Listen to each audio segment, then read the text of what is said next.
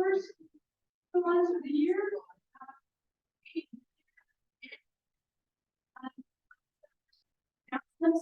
We do have some new things that we want to be aware of. First of all, this is our author, and I'll tell you about them. Next month, February 1st, we're going to have Karen Land, and she is a musher, and she's going to bring her two dogs, and she's going to tell us about running the Iditarod, and in Alaska, she's the champion, and so she's coming here, so we're going to have lunch with her puppy. She gets to come with kids, usually, they've done summer reading and other things, but we've never had them for adults. And he's a breed. One of the dogs, one of these things. Oh, one of them is about. If it's the same one. Yeah. Anyway, she's coming on. She hasn't read the book, but we're going to learn about dog study. And she couldn't come to the National Library, but she decided that, can I come in February? And I thought, why not? You're used to the snow. You're used to the snow. I haven't used it anywhere. We can't. So, and then in March, we're going to have Dawn Henry coming for book review. She hasn't decided what book she's going to review, but last time she did one book review and told us about 5 others that we're going to read. So I asked her to do March for us, and so that's kind of exciting. I'm hoping some of our book reviewers, so if you avid readers, some of my avid readers are kind of shy, but it's not real hard to do a book review. So if you read and have a book you want to share, or a subject you want to share about, you can contact me because I'm always looking for someone. In April, National Library Week will be, Book for Lunch will be during National Library Week, and it's the second week of the month. And we'll have it this year Tuesday, Wednesday, and Thursday. We cut off Monday and Friday because we started having the murder mystery on Saturday. So on Tuesday, I have an author coming, and then I have 2 more spaces in April. I thought maybe the musher and maybe Rosie would work out for April, but it turned out to be better for January and February. So I'm still looking for 2 people. And then, like I said, Murder Mystery is going to be April 15th, which is Saturday, and it will be down here at 6:30. And we'll probably start selling tickets in March. We'll let you know next month, okay? And they're $25 a ticket. And then you come and you watch people read and kind of semi a little bit.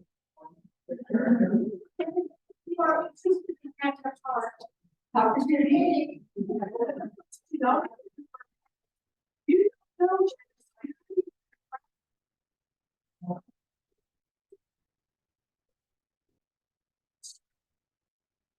So you have to be careful with what you. Anyway, so that's April 15th. And that's sponsored by the Friends, and I appreciate that helped a lot. And then, of course, if you know someone who needs to learn English, it could be any language they learn. They can learn English even in this class because we have workbooks and things like that.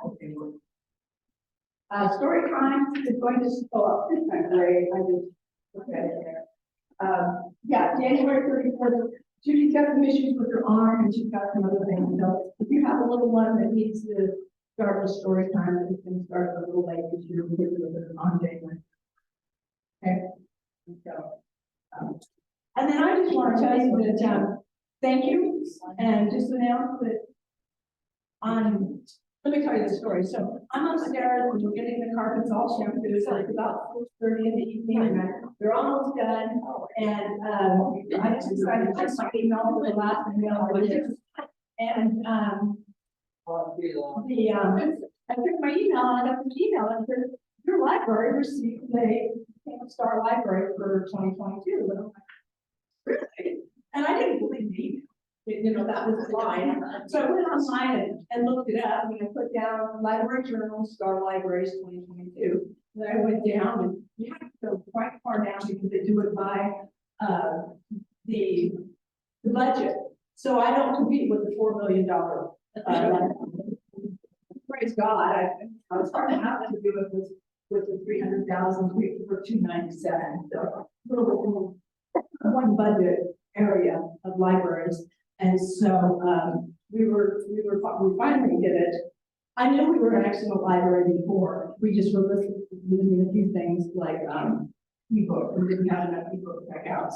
And so you guys and the public now have checked out enough ebooks to qualify us, and also we provide ebooks. And you had to provide them and you had to have checkouts. So that always kind of kept us from getting the award.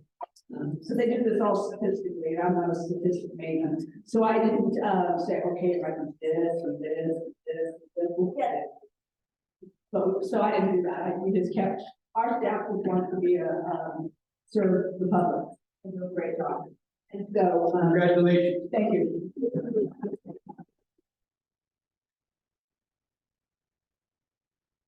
But it's not me, it's all the staff who do everything. And I want to share with the community, because the community didn't use the library, didn't have programs, didn't check things out, didn't use the library, didn't value the library, then we wouldn't get it. So thank you very much for saying that. I just have to tell you that story because I was like, that's a great way to end the meeting. So, you know, speaking of ways to do things, if we have another snowstorm, which one's coming in tonight at 6 p.m., close, check Facebook, our library page, for our catalog. If you get online, I'll put it over to State Library Road, okay? And then our Sunflower E-Library, Libby, and we can provide books for that, and you can check books out there. You can check books out by who month. Of course, you can always come in and get audiobooks, books in print, books in large print. You name it, we'll get it for you. Okay. And I think I'm done. Yeah. So let me tell you a little bit about Rosie. I saw her talking in the library, and I saw all these books she had written. And I'm like, how did I miss her? So I looked on her book and I said, "Come speak." And she said, "Yeah." And she said, "By the way, I went to CCC when it was first in hotel, right?" She was there. And her sister was there. So she's actually up at CCC. That's the library today. She's going to tell you about it. Really coming out. Okay, thank you.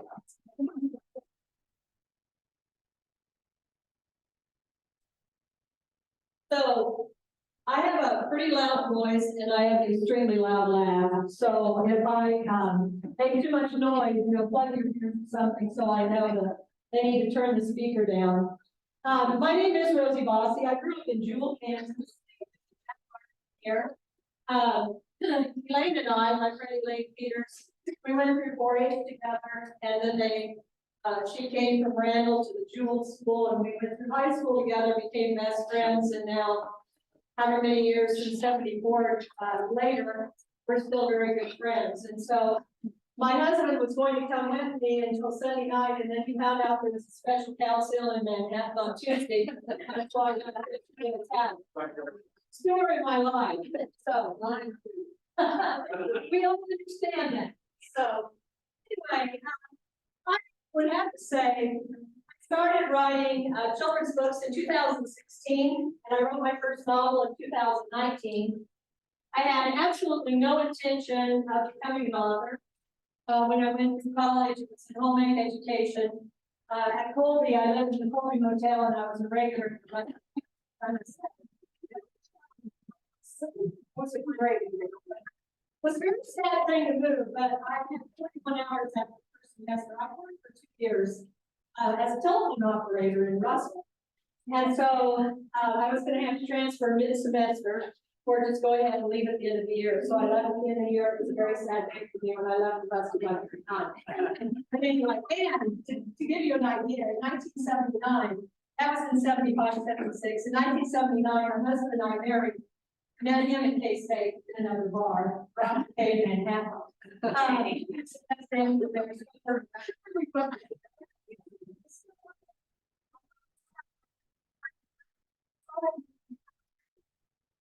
want to show you the rest of the back where I have all these cameras.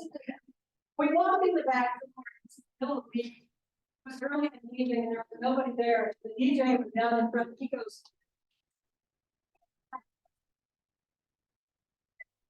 Because it's been a lot. It was a good year.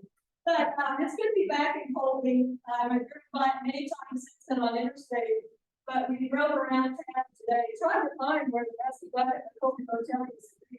And everything's changed so much. We finally got to get directions and everybody tell us. But anyway, but I grew up at Jewel, went to Jewel High School, worked for 2 years in Roswell, and then went to Colby, to JUCO, and then to K-State, where I graduated in home ec education.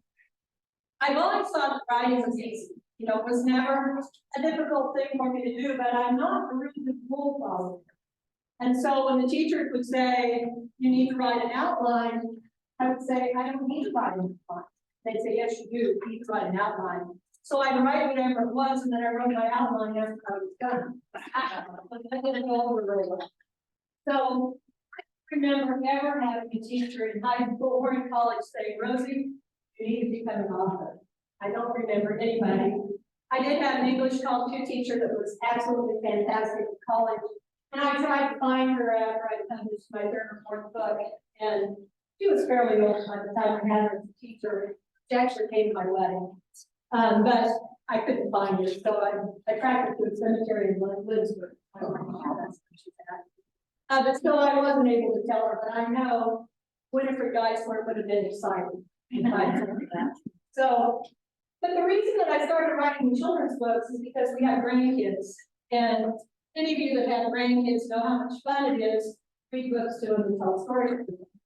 So the grandkids would say, Grandma tells a story, and they would pick an animal, and then I'd make up some ridiculous story.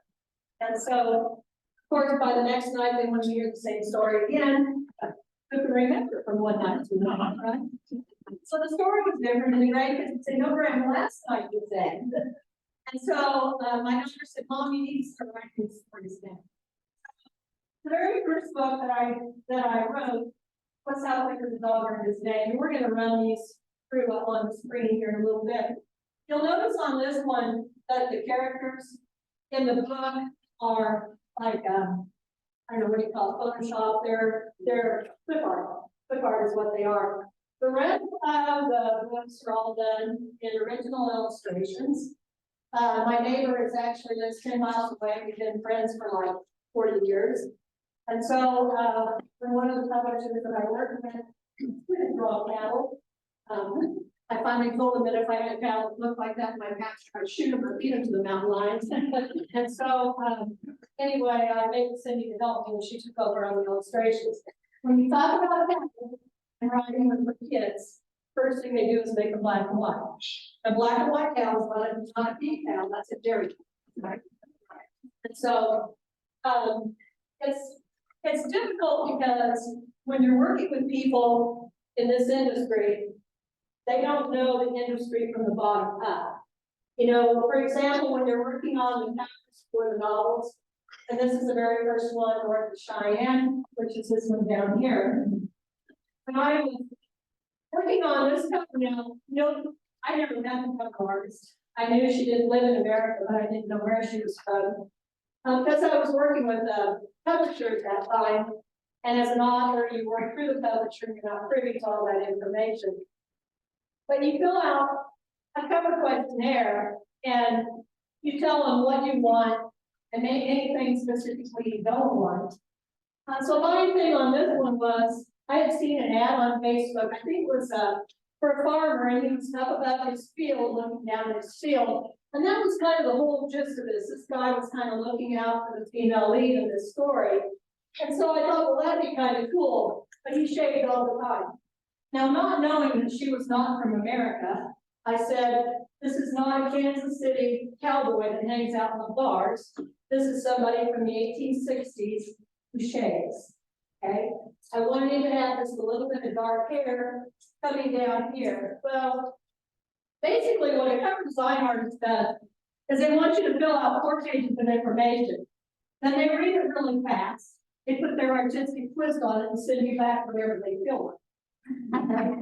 And then you're supposed to meet somewhere in the middle. He told me I was way too specific. And I said, well, I wrote the book. So apparently I didn't work with it. But anyway, he came back with dreadlocks and 5 beard. And the female character had shaggy haircut. Like, no. So we went around and found this was a little easier. This one's West by Rail. This one has a lot of support history in it. I do a lot of research on these books and I love history. The more I do the research, the more sad I am about how lacking in history knowledge I actually am. Because the more you learn, the more you realize what you don't know. But if you look at this, you see there's two tombstones there. The one in front is pointed, that's a Confederate tombstone. The rounded ones are behind it. Now actually, Confederates and Yankees probably wouldn't have been buried together, but I wanted both of them on the cover of the book. Does anybody know why the Confederate tombstones were pointed? Yes. The little damn Yankee will sit on it. That's exactly right. And you know what? At the end of the war, they had pictures taken sitting on those tombstones. So, but that's exactly right. And you know, the interesting thing in here was the number of Civil War casualties that were buried under the wrong name or were buried without knowing who they were because they didn't have dog tags. Some of the Yankees had enough money in the military to have some kind of identification, but the Confederates were poor. And so unless their family had some way of identifying them, a lot of the Confederates were not, and I have those statistics in there. When I was working on the third book, this was a really easy cover to do. I had gone to a wedding for my nephew, and he had actually made this arch. This is in Jewell County, just south of Jewell, little place. So I'm sitting there at the wedding thinking, boy, that would be perfect on the cover of my book. And so I got permission from AJ to use it. They sent me the original pictures. Then I went home and added a section to the book that incorporated the arch in it, because I was just finishing it up. So when you read that book, and you read about the arch, that was added after the book was finished, just to tie it in there. Now, his didn't have the two tombstones in it, but that was not the wedding. This one, Down the Long Valley, book number 4. This one is set in Montana in the Middle Valley. I kind of did that for my husband. He loves Montana, and in a perfect world, that's where we move, like tomorrow. And I tell him that's fine. You figure out how to support us, and then I'll be glad to go. He hasn't done it yet. So, but anyway, the Middle Valley was Cattleman's Paradise in the 1860s. And so I have a friend that I graduated with, another good friend of ours. And I called Roy when I started this book because we had traveled a lot of places in Wyoming. We visited all the places that I talked about. And I do research there to verify the geography and the history. That's after I write it because remember he's into cattle. So we can only travel in the summertime when he gets the cattle out on grass. So he doesn't go anywhere in the winter. And so anyway, I called Roy and said, if I was going to start a ranch in Montana in the 1830s, somewhere in that area, where would you go? And he didn't hesitate. He said, I'd go to the Bitterroot Valley. And so that was simple because in the Bitterroot Valley, there was so much history there, early Montana history. St. Mary's Mission was the very first non-native settlement in the entire state of Montana. And so by putting it in Stevensville, which was one of the first towns, made it super easy. I got permission from the mission there to use a picture of their church. This is the actual picture of their church. And so that made it really nice. Now again, keep in mind the gal that's doing this, she likes it when I give her the actual picture and she didn't have to look for it, but she still had to find a picture of a cowboy, but she put it in a Carhartt jacket. Yeah, only had this little thing with his hats and hanging out his hat. That's gonna go. And she doesn't like that. She doesn't like that when you question her artistic ability. So this one, you know, when I started writing the novels, the very first one I wrote North of Cheyenne, I wrote 3 weeks. Now, I really think that was because of God. Okay, and I don't know how many of you guys talk to God, but I talk to God all the time. Sometimes I don't listen and then he slaps me upside the head. Yeah. So he was telling me that he wanted me to write something devoted life, wanted me to show the value of children. It's like, I figured he just wanted me to write an article. You should never assume anything. So I said, sure, I'll do that. Not very close, but I'm kind of busy. And so he said, okay, I want you to write a book. It's like, no, I am not gonna write a book. I was selling Tupperware full-time at the time. This was May. May was birthday month, and you're supposed to sell more than you've ever sold before. So I had all these parties stated, and I knew I'd be selling close to $10,000 in Tupperware. And I don't have time to write. And so he said, yeah, I want you to write a book. And so that night, this book started coming. And I was almost mad because I knew if I got up and started writing, I would didn't sleep at all. So it's like, you know what? If you want me to do this, then you need to keep this in my head until tomorrow. And then, because in kids' books, I have to write down right away. I can't put them off. Well, the novels are different. I can put them off. And so this morning, that book started at 4. I sold $10,000 in Tupperware this month and wrote a novel in 3 weeks, doing all this. Wow. And my husband was trying to longer than my house. Characters, my books, my friends, because I spend so much time with them. And I'm telling you what, guys, by the time you do spend so much time with these people, I told somebody I love their personalities, and they look at me and they go, you created those. It's like,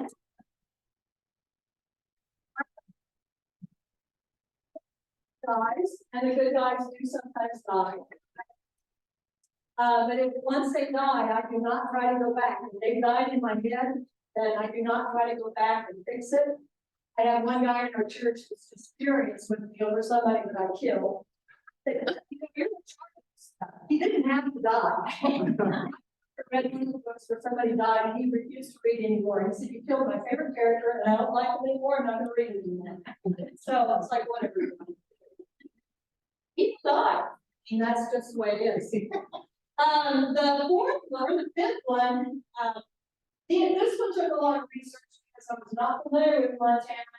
This one took a lot of research because it's the Western Trail. So I literally followed through cowboy journals and research to figure out where they draw the pattern from Texas all the way up to Dodge City. And it was absolutely fascinating. You know, when you do that, you're figuring out the river crossings, and the river crossings were brutal. You know, when we went to Texas, we followed, my husband and I, the summer we were putting this out, we followed the Western Trail south down into Texas. And, you know, you cross those rivers and they're not much anymore. But that was before we had any dams. That was when the water patterns were different. And those rivers were treacherous. When they were low, they were filled with quicksand, and when they were high, they were mud stage.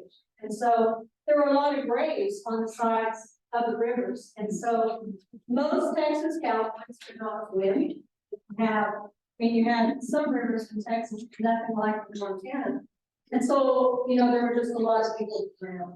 And so you can imagine the trepidation that you would feel coming up there with 3,000 head of cattle, and any of you with cattle across the mucky creek know how boggy that gets after 30 or 40 go across, let alone 3,000 head. I don't know how they get. But anyway, this book was so much fun to write. I did a section in here on cowboy music. I don't remember one of these. I did a section on Home on the Range. I think it's in the next book, Beneath the Western Sky, which of course is our state song because each book has a little bit of Kansas. Why wouldn't I do that? So this book picks up Beneath the Western Sky, picks up where the Western Trail had stopped in Dodge City. This one picks up in Ogallala, Nebraska. Now, Ogallala was a really rough town in this time. And so because of that, some of the trail bosses didn't even want their cowboys to stop there. They would say, no, you're not going to town tonight. It was full of Yankee soldiers, and we have Southern cowboys. Okay, you've got two conflicts right there. And you have people that have been out on the trail for 2 or 3 months who want to get drunk and cause trouble. And so it was just, there was just a lot of conflict. Well, when Ogallala found out that the trail bosses were doing that, they very proudly called themselves the town too tough for Texas. So anyway, I put that in here, but I try to bring out some of those conflicts in the books. Each book has a prologue, and the prologue is where all the history is. So for example, in this one, read this lady's name. Somebody can tell me if you guys know who she was. Cowboy music. I don't have to look her name up because I just blanked out. Anybody know who Kate Watson is? Ellen Watson. Ellen Watson, she was called Advocate. Anybody know who this? She was actually born in Canada and moved to Lebanon, Kansas. Now, I don't know how her family migrated there. She moved to Lebanon, Kansas. She married a farmer from Smith Center, and he evidently was kind of violent because he beat her with a horse whip. Now, this woman was like 5'8", which was, you know, in the 1860s or 1870s, that's pretty tall for a woman. Now, I'm going to pass this around. I want you to look at this picture, and I'll pass on this front row. I want you to look really close. Would you call her a petite beauty?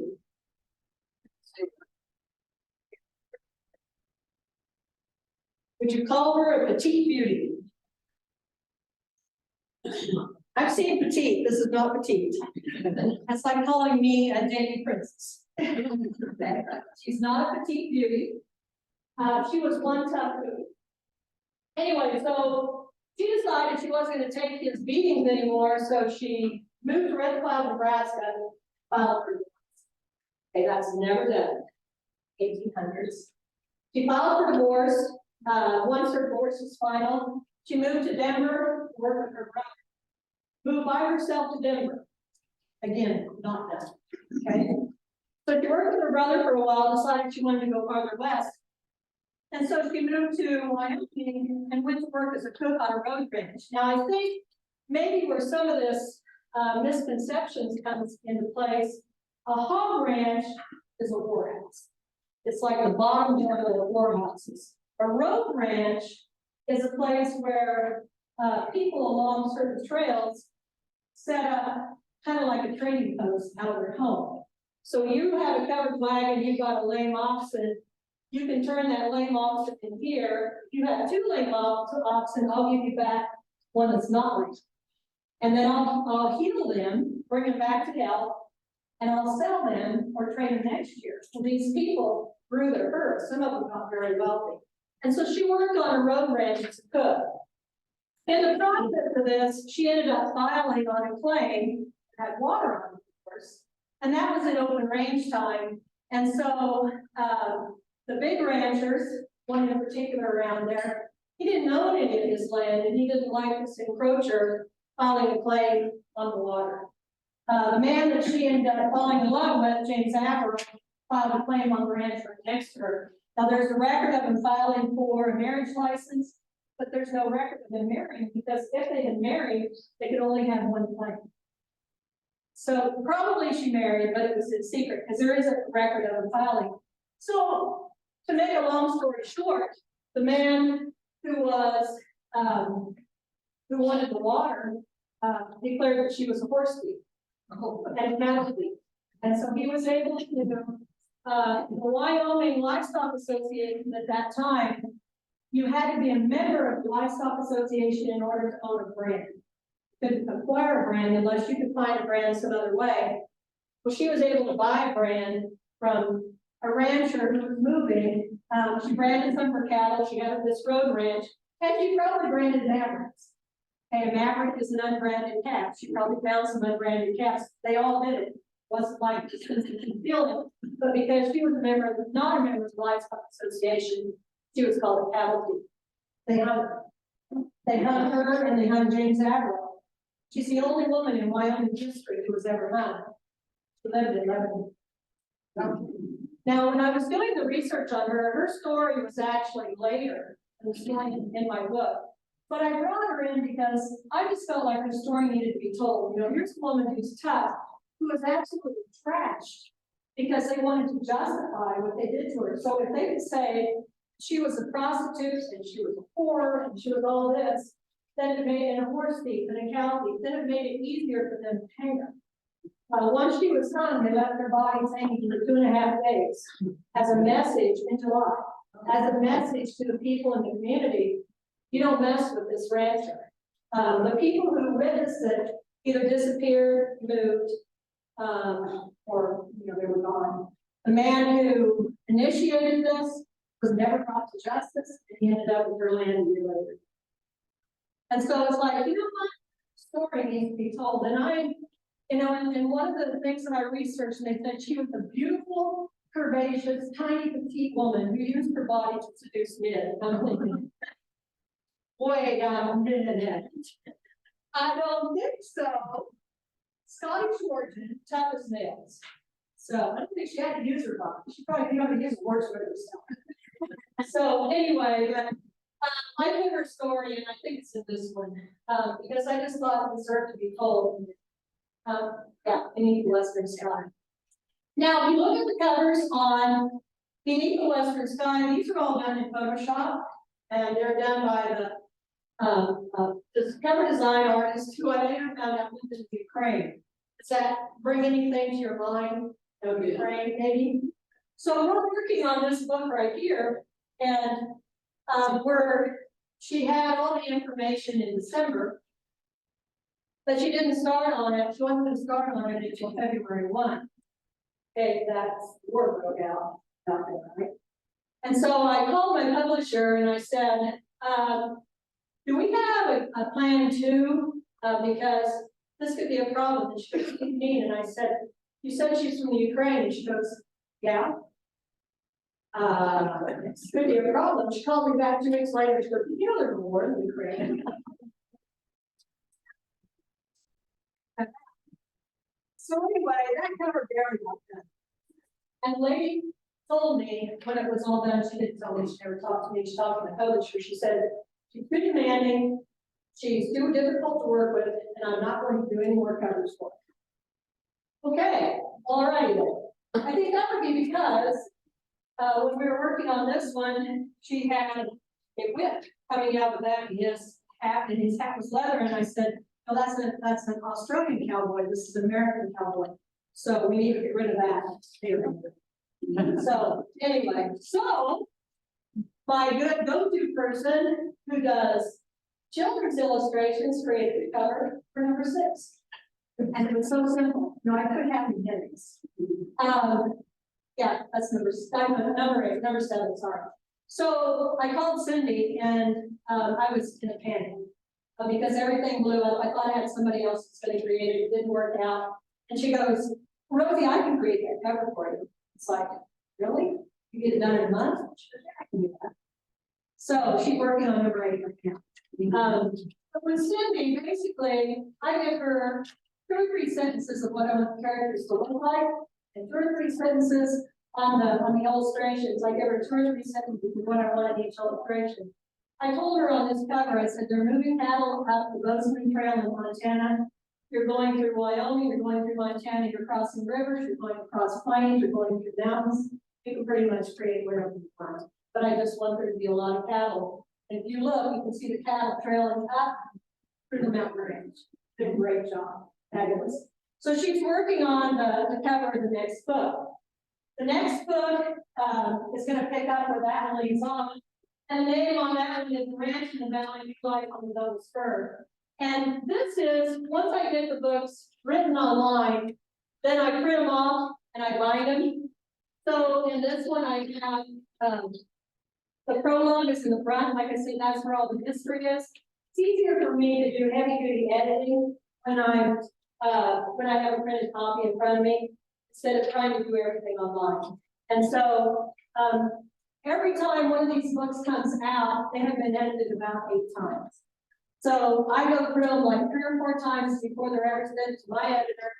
And she edits them, she edits them the second time. She sends it back to me. I send it to a beta reader to read, see if she catches anything. And then I go through 3 more times before it ever gets published. And you still find mistakes, which just drives me crazy. But what I want to do, since we're supposed to focus a little bit on number 7 book, I want to show you guys some of the things that can be done with all the computers and stuff that we have now. So keep in mind that a lot of the stuff that we use in our books is copyrighted by somebody else. So I can't take a map offline and use it. I have to draw it. Okay? Now I figured I could draw maps pretty good in fifth grade. Surely I can do that at 66. So maybe not so much. These are my maps of the Western Trail, or the Bozeman Trail, which was originally called the Route of Montana. This is another thing, some of these things really irritate me. John Bozeman guided on that trail for one season. It was known as the Route of Montana for years. And he gets a call back again. Like this. Okay, so here is my map. The gal that does my layout, and I'll pass this around so you can see him. The gal that does my layout takes that, runs this certain program over it, and creates this. It goes in the front of the book. Pretty cool. So I'll pass that here. We'll start this. Mine's on the back, that's on the front. This is what the map looked like the Western Trail. Look at all those rivers they had to cross. They're coming up the Western Trail. Most of them in the top part, well, creeks and rivers, and then that's through Oklahoma. Not so much down in Texas, through Oklahoma, and that was all Indian territory. So you not only had, you had to get permission to cross the reservations, and so some of the cowboys tried to cross without paying their bounty or whatever it was, but it didn't work very well if you didn't do that, because the Indians would just stampede your cattle, and you're gonna lose 20 or 30 heads, so why not negotiate? So my friends negotiated. They were honest. So I want to read you a little snippet out of, well, I passed this around on some of your tables. When I did my first novel, my publisher told me, well, basically she told me it was going to be terrible because I wrote it too fast. And so I said, well, because she kept beating around the bush, and I'm a rather direct person. And so I said, you think this is going to be terrible? And she goes, I didn't say that. I go, yes, she did. She goes, well, you wrote it so fast. And I said, what, you can't write things fast? And she goes, well, most people it takes them 5 years. I thought, if it took me 5 years, I'd be crazy by that time. So it was going to take me 5 years. So she said, well, your timeline is real important. And I struggled with the timeline because, you know, you're trying to do this in order for, you know, here's the day that we left on the trail ride. It's going to take 26 days.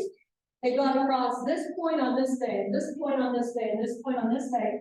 Well, I found a place online where they actually had calendars from that point in time. And so instead of trying to put it on a piece of paper and write down the days, I just print out the calendar. And then as I go, somebody said, well, where's your outline? And I said, no, I'm writing it down as I write it, not writing it out here. That would be an outline if you're writing it out first.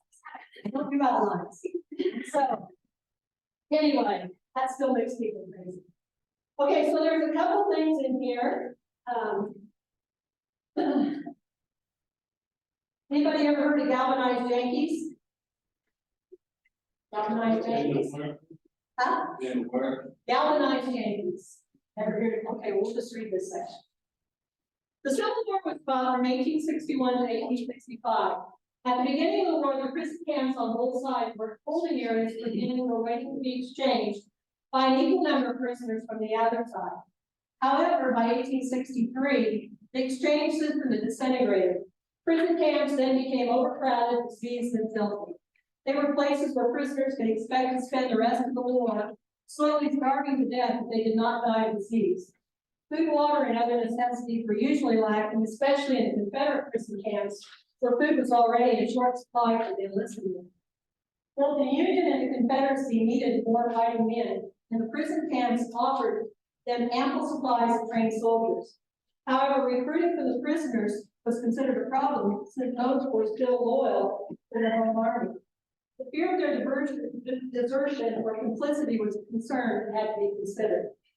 Union policies finally changed regarding prisoners. In 1864, President Lincoln approved the enlistment of ex-Confederates. General Ulysses S. Grant insisted that the ex-prisoners serve in the West. He didn't want them fighting against their own men, which I thought was pretty good plan. They were to be used to man the outlying frontier forts, guard stagecoaches and supply trains, escort immigrant trains, and rebuild the many miles of telegraph lines destroyed mostly by Indians. Knowing that many of them were still loyal to their own army party, he did this to keep them from fighting against their own troops. He also understood that should they be captured by Confederate troops, they would be treated as deserters and shot. In addition, it was hoped that the desertion rate would be less. The term galvanized Yankees was first coined by Samuel Bowles. He was a newspaper reporter owner from Springfield, Massachusetts. Bowles' term galvanized referred to galvanized metal, which turns colors when it is coated with zinc.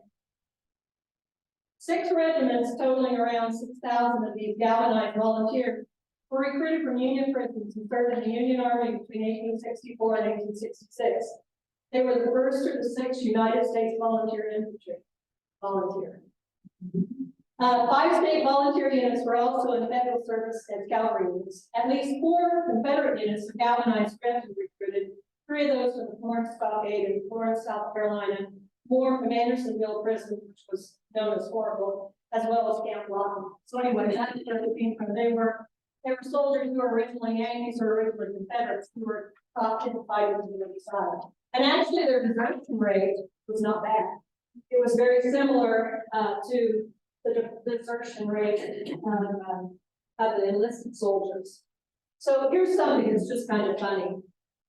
The Ames house was a boarding house in Cheyenne, which was used by the cowboys fresh off the trail because they took a lot of herds from Texas up north. And so they could stay there for a cheap rate for a whole week.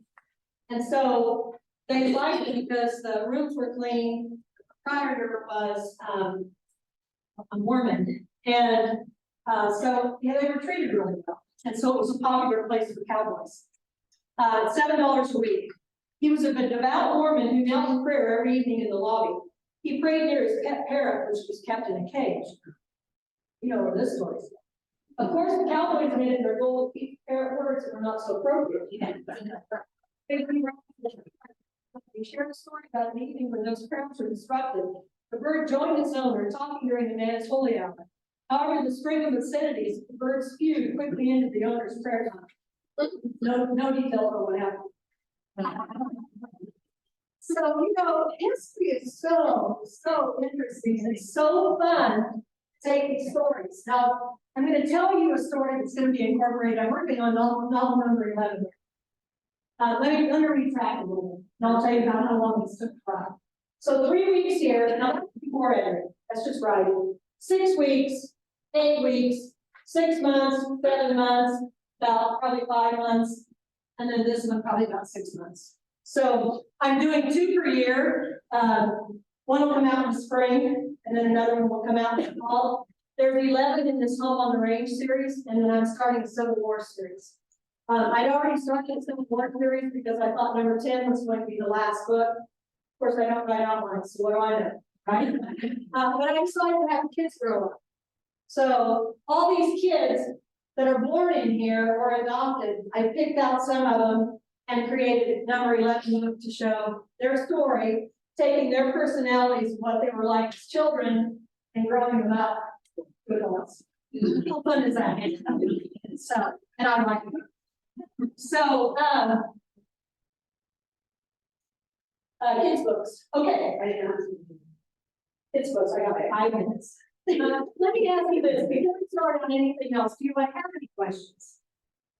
Anybody have any questions on anything? Yes. Long time ago, I read a picture, and I think he mentioned that some cattle went through Oklahoma, but others go further west because there were thieving people in trying to go through Oklahoma. You were, because you had the Indian Territory, and then you had no man's land, which was that grant, yeah, Japan, and there was no law there. And so, and I addressed that in that book. The trail bosses had to be tough.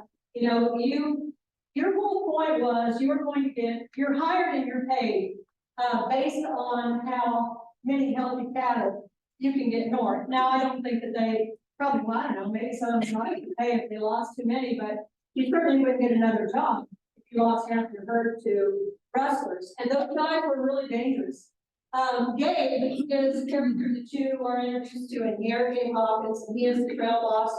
He's very blunt and he doesn't mess around. Okay, that's all I'm gonna say. He took care of problems fast. There's also a mule that's introduced in this one. It goes all the way through the series, and I'm thinking we need more mules in this world because that mule takes care of business. Different people have talked about what their favorite characters are, but mule is tied to #1 any human character as far as popularity goes.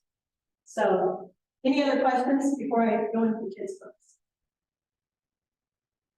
So the kids' books, the board in here, and I'm just gonna have her start. Oh, look at that cover right there. Curly the Orphan Cat. I wrote about the fires in Southwest Kansas.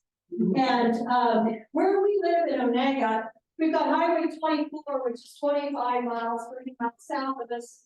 We've got Highway 36, which is about 40 miles. Highway 36 is 35 miles north, and the 75 highway is 16, 18 miles east. And then you've got 99, which is the other direction. So we were seeing hay gathered and hauled and supplies and all this stuff. There were all kinds of stocking points around us. We also did a Tupperware benefit for the families who lost their homes. And so in the process of taking those gift bags out and watching and donating, I was just so, I mean, that just tore my heart out when that happened. And the sad thing was, fires broke out in California, so it was covered for about 2 days. And then because it's a flyover country and nobody cares, after that, they talked about California instead of us. These are all pictures of grandkids, nieces and nephews. That's my granddaughter, the first time she ever cut a bucket calf. She's a little city girl. And so, let it go through there again. But anyway, so that book was, the kids' books take me about 2.5 hours to write. Maybe 4 hours at the top end once they start to roll. And that book took about 2.5 hours. And then I give Cindy a list of what I want the illustrations to be. Like I said, a couple lines, and then a couple lines. I told her I wanted red Angus cow.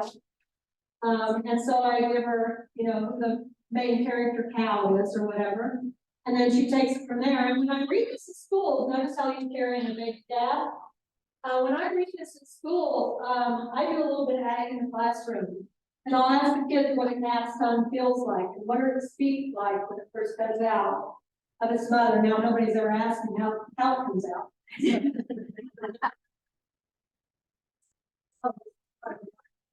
But anyway, and then I asked them why they're Peter Soft. You know, why is that important for Peter Soft? And so, you know, it's fun to do a little bit of ag in the classroom. Curly the hero cow picks up. Curly's now a grown cow. She takes it to a 4-H fair. And the 4-H fair, these little calves, when they grew, well, after the fire, 4-Hers adopted them. And then also, some of the farmers adopted them, but either way, when they went to the fair, they were called fire babies. We had a bucket calf on the road, so we had her ride that. His name was Bugsy. This gal here, and with the loading chute or the working chute, she's an actual veterinarian who graduated with one of my boys, and so I called her to see if I could feature her in the book. When she saw that picture, her first thing was not, these overalls make my butt look big. My hair's messed up. She goes, oh, I didn't sleep. I love that. So we don't have illustrations for Curly and the terrible tornado, but Curly hasn't saved her babies in the tornado, and of course she's afraid of fire, so you know she has to overcome that. So that's the Curly series. There are 3 in that one so far. There are, this is Gnarly Tooth that you're seeing right there. That's the one that I was working with a publisher in South Carolina, and they could draw cattle. And so that's when Cindy came on board to illustrate this first book. And their comment was, well, kids don't care. And I said, first of all, kids do care. And second of all, my name's on the book and I care a lot. And then after more disastrous results, I said if I had cattle that looked like that, I'd shoot them or feed them to the mountain lions. And so then they released me from my contract. They said, we can't make you happy. Which that was really nice. It wouldn't have had to do that. So I appreciate that, and I won't say their name. So I've actually worked with 4 different publishers. I think that the feeling was kind of general that I'm difficult to work with. So I started my own company in April. I quit having headaches, and I am a happy woman. So I hired my own people. If I don't like them, I don't hire them back. Nobody puts me on a list and then keeps bumping me out of position because I don't want to work with them. I have my illustrator, who is a fantastic artist. The gal is my layout person, is somebody that I've known for years. When I advertised on Facebook for a layout person, she responded, didn't even know that's what she did for a job. But she's a driver and she's very blunt. So she'll say things like, Rosie, just because you can do it that way doesn't mean you should. Like, okay. So we get along really well. The next book that came out was The Notional Mule, and just for fun, I created the backstory of the mule. It's in the novels. Now, I don't say only the people that hear me talk about that know that, but you'll see this pink cloak. You will know how the mule got the pink cloak. The novels do not know how he got the pink cloak. Okay, but the novels know what happens to the pink cloak. So you have 3 books. It's a notional mule, not national mule. So many people think it's national mule. Patty the Pink Flamingo, this is, okay, obviously all my books are kind of ag-related, and then we have Patty the Pink Flamingo. Anybody see a little conflict in here? Things. So I was doing a summer reading program up in Kansas, which is a little bitty community, real ag community. And we had read Gertrude the Loud Chicken, which to give you an idea what this book is like, here's bonus on the back. Help, help, I stepped in poo, my feet are stuck and they can't move. Help me to get loose. I don't want to drown in poo. So it's like this book, I can tell you. So anyway, when you finish reading that, that group had everywhere from probably 4-year-olds to even 3-year-olds up to 6th grade boys who were only there for the food. Okay. They could have cared, I could have written anything to them, they would have cared, so I get it over with, bring on food. And so we had about 15 minutes left, 10 minutes left. And so anyway, I said, well, I can either read you, I just finished Mule. I can read you the manuscript, which is kind of boring for kids because there's no pictures or anything. Or you can pick an animal and I'll make up a story. Now I've done that many times, it's very safe. We've done horses and cattle and I mean, you can do anything. Yeah, that would be the animal that was picked. Out of me.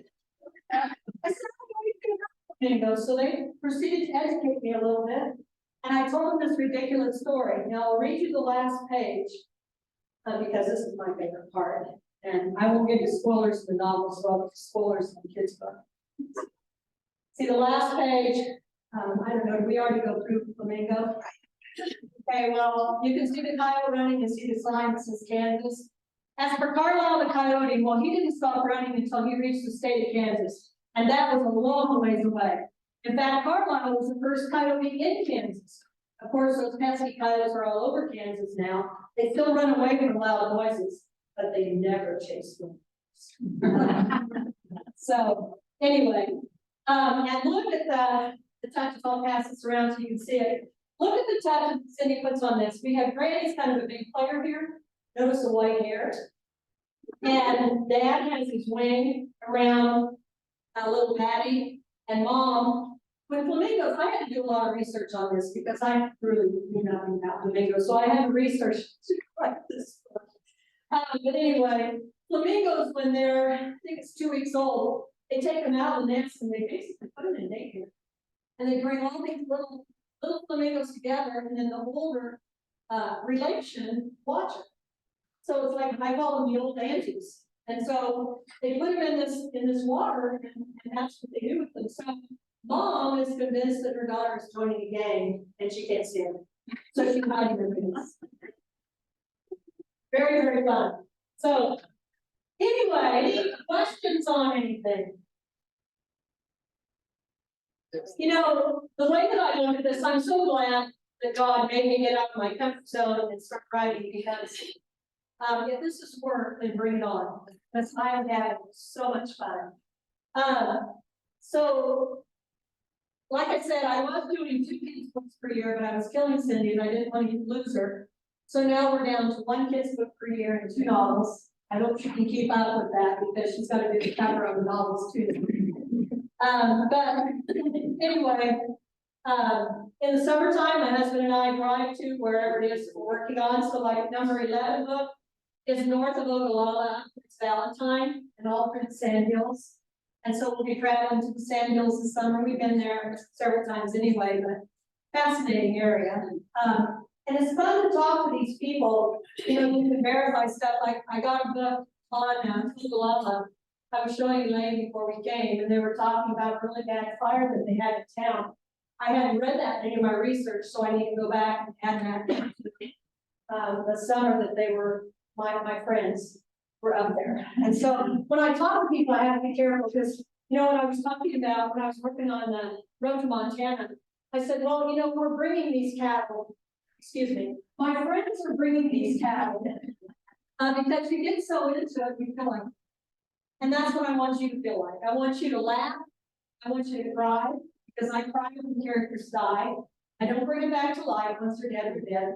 A friend of mine, oldest son, he has some very obnoxious friends who we knew all the way through college, and now they're very obnoxious parents. So one of them said, his last name was Sturgis. And so, anyway, I was doing research on this, and there was a Sturgis settled big cattle in around Wyoming. So I sent him the link and said, relative to yours. Now, nobody responds to me at midnight, because I do all my writing, you know, between 12:30 and 4 in the morning. And so he comes back and says, could be there aren't very many of us around. He said, you're working on your next book? And I said, I am. He thinks you're going to put me in it? I said, the only way I put you in it is if I made you a bad guy and killed you.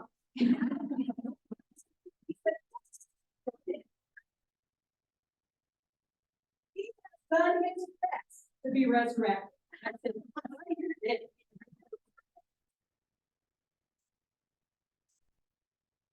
make me really mad. It's really wrong. It's not even. You can die of bloody death, and I don't miss it. But there's some characters that remind me. So, you know, you can make it nice, or you can make it not nice. You can have a lot of fun with them. Characters are fun to create. Their personalities are fun. You know, you can play with them, how they handle stress, you know, how they handle marriage, how they relate to their spouse, because they want them to all be different. And so I just have fun with them. So, any questions? Guys, no questions? Everybody has questions. Huh? I've already started the first one, the Civil War series, and I'm starting that one right around the time of the Red Lakes. It's right after the sacking of Lawrence.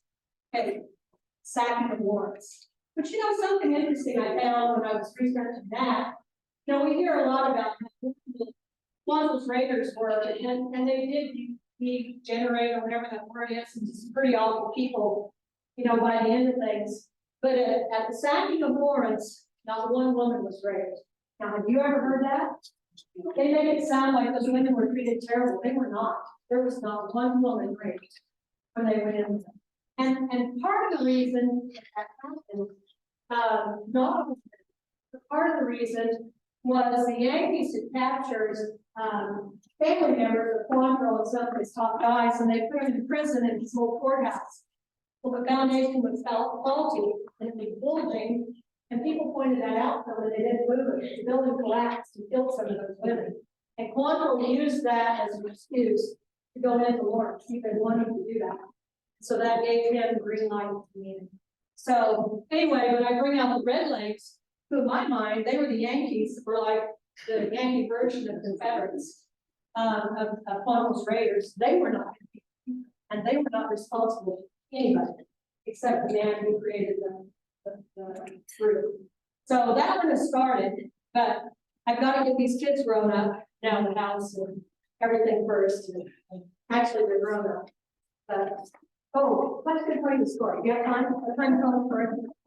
Okay, so we were in South Dakota at our town convention, and I just love it when I'm working somewhere and somebody comes in, and these are typically older men, and they have these twinkles in their eyes. They have this evil little smile on their face, and you know, you are trouble, it's gonna come out of his mouth. So this gentleman comes in, he has one of these cowboy hats, twinkle in his eye, big boots, he just kind of strolls around, looks at us, doesn't say anything. Finally, one of the other men goes, is there something we can help you with? And he goes, yeah. I'm looking for a ranch widow with a bad cough.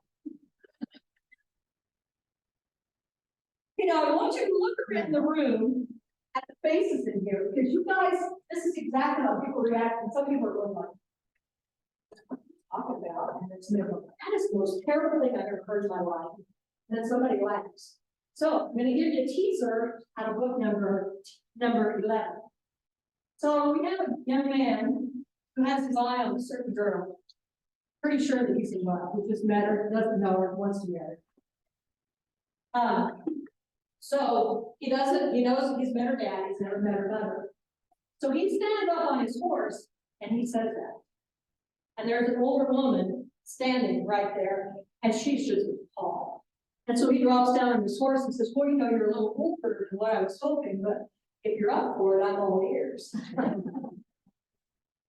Guess whose mother she is? Oh.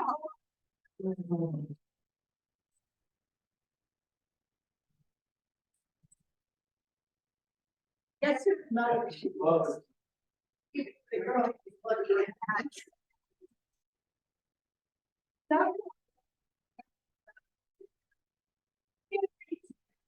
snippet out of 150. Can I say that?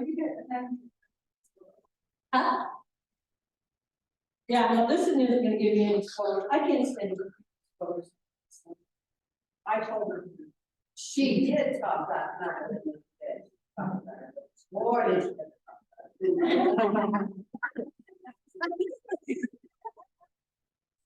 You guys are more spoilers than anybody usually do. Okay, page 150. So this is one of the characters in here, and her name's Claire. She's traveling down from the Bitterroot Valley down to Blackfoot, Idaho. She's going farther, but I'm not going to tell you how much farther she's going. And so she gets off the train at Blackfoot, and there's all these little kids hanging around the train. And they're basically, some of them are orphans, some of them are kids that just don't have any money. And so they try to carry people's suitcases and run errands as they get off the trains to earn money for, basically for food. And so one of them, his name is Rabbit, and he's the smallest one. So Rabbit grabbed the heaviest bag and hurried up to walk beside Claire. He jerked his head over his shoulder and asked, those all your kids? Claire looked startled and then laughed. They sure are. They all have different paws. Claire missed the step and looked at him in surprise before she nodded slowly. Well, yes, they do. My husband and I were both married and lost our spouses. Zeke is my son and Annie is my husband's daughter. Nora is my niece. Now we're all one family. Rabbit watched Claire for a moment, and then he looked away. He was quiet for a few steps before he asked, you like the kids? Claire's face paled a little as she looked at the earnest little boy. I love all of them very much. How about you, Rabbit? Do you have a family? No, I ain't got one. Mom took sick and died a while back. We lived in a shack on the edge of town. Big Nell lets me sleep on her porch. Sure is cold. Now again, keep in mind, what was the promise I made God? Show the value of children. So I'll tell you, there's a lot of adopting that goes on in these books. A lot of rescuing of children. So, and in book number 10, I show the value of people. So.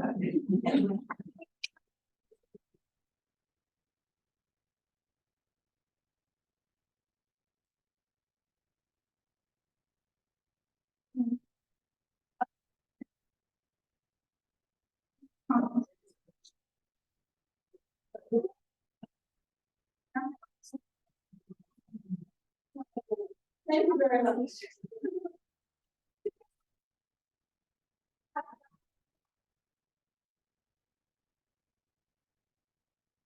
did buy a box of all of her books and I'm upstairs and discovered yesterday, so they're not ready to read yet, but you can get them in a couple of weeks. So if you're dying to read one now, they're right here.